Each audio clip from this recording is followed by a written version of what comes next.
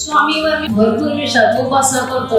काही आघाडीत घटना घडल्यानंतर तो विश्वास उडतो.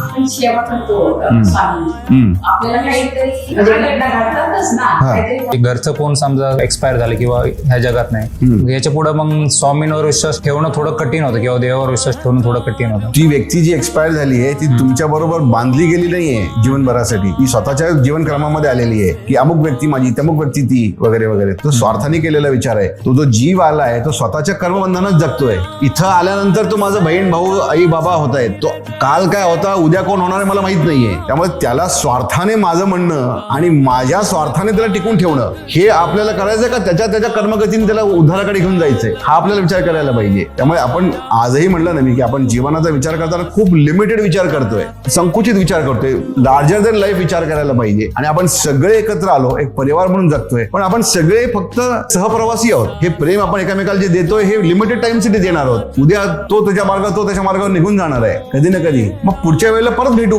परत वेगळ्या स्वरूपामध्ये भेटू. बरं, आज आई वडील म्हणून भेटलो, उद्या मी भाऊ बहीण म्हणून भेटू.